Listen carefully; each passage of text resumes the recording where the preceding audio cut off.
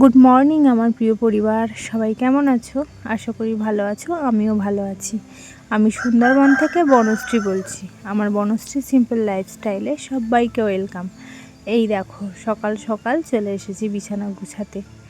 টুকটাক কাজ সেরে এসেছি বিছানা গুছাতে, আর সাথে তোমাদের দাদাভাইয়ের সাথে একটু কথা বলছিলাম আর হাসি ঠাট্টা করছিলাম দুজনে।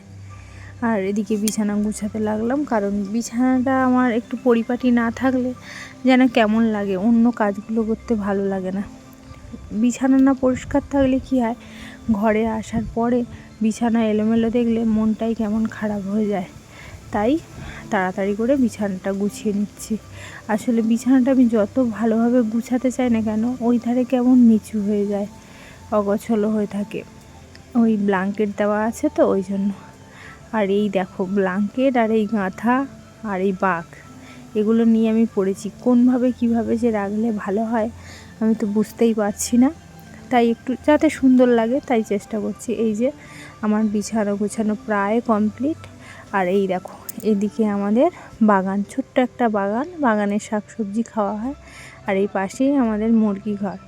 এই যে মোরগ আর মুরগিও আছে, দুটো তিনটে মোরগ আছে, দুটো তিনটে মুরগি আছে। মোরগগুলোকে বেঁধে রাখতে হয়, নইলে সব একসাথে ছাড়া থাকলে লড়াই করে।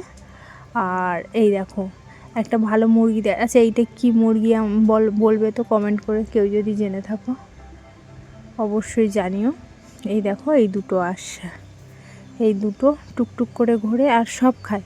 এরা কিন্তু মেষ খায়, কিন্তু এখানে ভাত গম যা দেই দেখি সবই খায়। হ্যাঁ, আচ্ছা এই মুরগিটার নাম কি বলো? দেখতে তোমাদের কিন্তু অন্য রকম মনে হবে, আসলে এটা অন্য মুরগি। কমেন্ট করে জানিয়ে, আমি পরে জানিয়ে দেবো পরের ভিডিওতে। আর এইদিকে আমাদের ছোটো সোনা এসে ওর জেঠুর কাছে। আসলে তোমাদের দাদাভাইয়ের শরীরটা কয়েকদিন ধরে ভালো না, তো ইউরিক অ্যাসিডের মাত্রাটা বেড়ে গেছে, যার জন্য যন্ত্রণাটা বাড়ছে। এই যে আমাদের পুচকা দেখো কি বলছে, এটা কি? এইদিকে ব্যাং মরে পড়ে আছে। সোনা, এটা কি সোনা?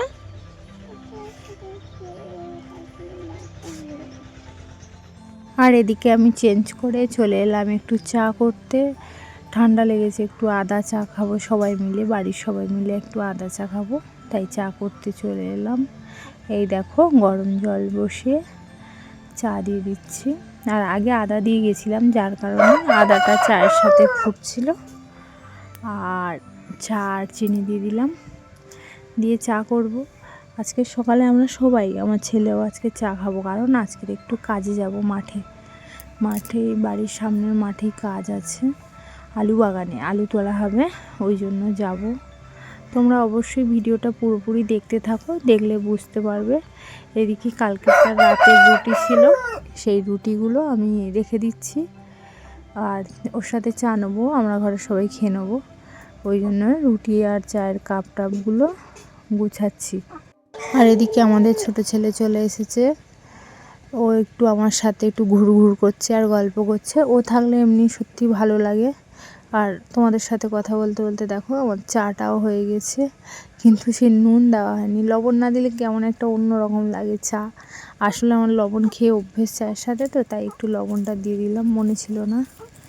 লবণ দিয়ে এবার চাটাকে ছাঁকনি দিয়ে ছেঁকে নেব, দিয়ে খেয়ে নেবো সবাই মিলে একসাথে খাওয়ার মজা আলাদা, কি বলবো।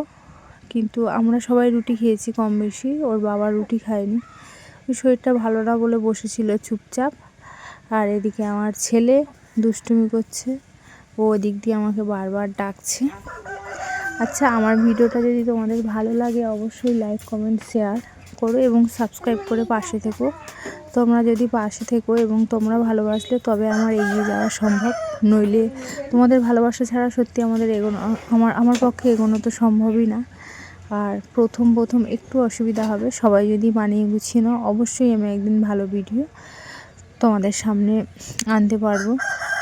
প্রথম তো কয়েকদিন ধরো ভিডিও করছি, তাই একটু বলার ধরনটাও অন্যরকম লাগছে, অবশ্যই বুঝতে পারছো। আমারও অন্যরকম মনে হচ্ছে, ঠিকঠাক উপস্থাপনা করতে পারছি না, কিন্তু ধীরে ধীরে হবে। এদিকে আমি চা ছেঁকে নিলাম, চা ছেঁকে সবাইকে দিয়ে দেবো। এই যে আর এই আমি যেখানে ভয়েস ওভারটা করছি দেখো মুরগি বাঁধা আছে, তো তাই জন্য ঘন ঘন ডাকছে। হ্যাঁ, গ্রামের দিকে ওরকম হয়ে থাকে, পাখি মুরগি গরু এইসব ডাকে। আমার বেশ ভালোই লাগে, খুব একটা খারাপ লাগে না। এইদিকে দেখো আমরা চাটা খেয়ে চলে এসেছি মাঠে, বাগানে। এই বাগানে এসেছি, আলু খোলা হবে।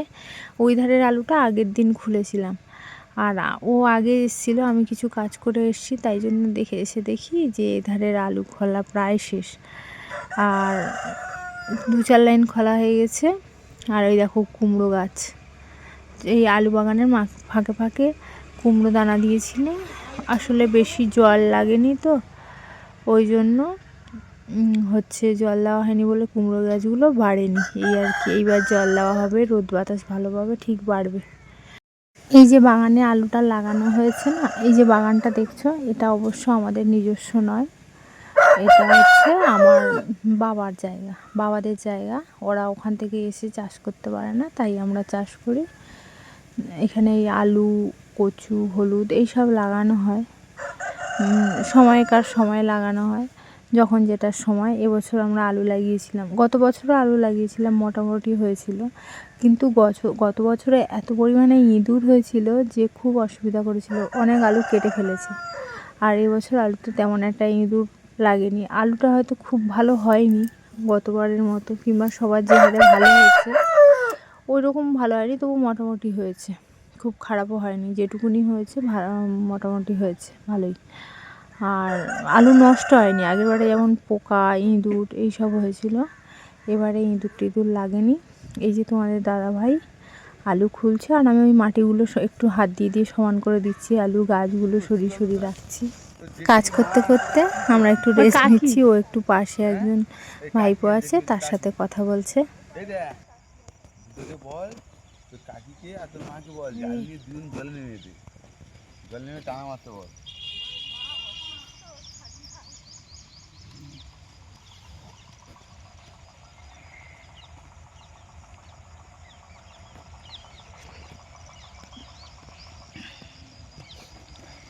এই যে এখন রেস্ট নেওয়া চলছে।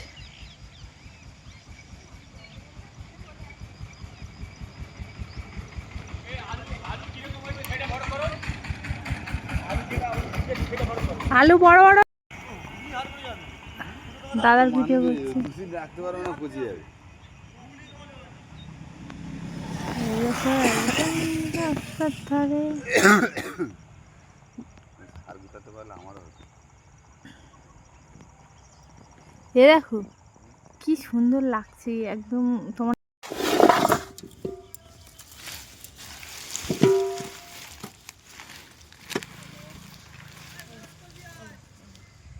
এগুলো কোথায়?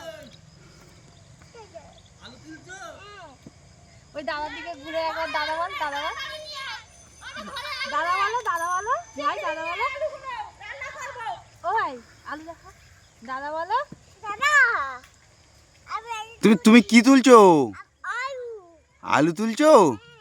আলু বড় বড় আলু হয়েছে? হ্যাঁ, দিদিকে বলো আলু দিতে, দিদিকে বলো আলু দিতে, ওই দিদিকে বলো আলু দিতে, দিদিকে বলো।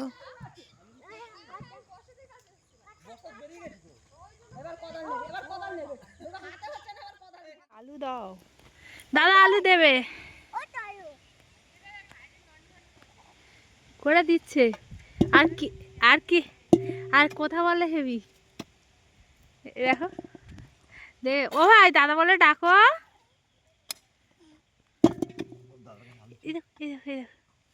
আমি দেবো, তুমি বচো, আমি দিচ্ছি, তুমি বচো, আমি দিচ্ছি ওখানে বচো।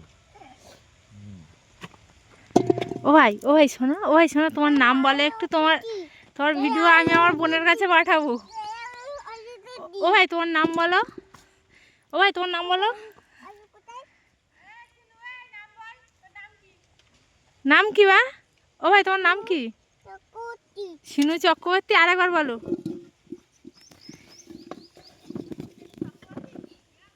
ওদিকে তোমাদের দাদা ভাই হচ্ছে করছে, আলু তুলছে এখনো, আর আমি চলে এসেছি পুকুরে, পুকুর থেকে জল নিয়ে ওইখানে কুমড়ো মাদায় দিচ্ছি। ওই গাছগুলো ছোট ছোট হয়ে উঠেছে, তো জল না দিলে খুব একটা বড় হবে না।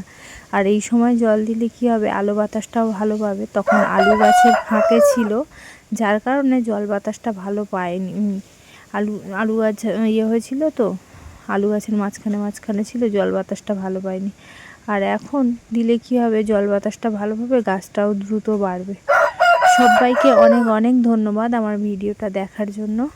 প্লিজ সবাই এইভাবে আমার পাশে থেকো, আর অনেক অনেক ভালোবাসা তোমাদের সবাইকে।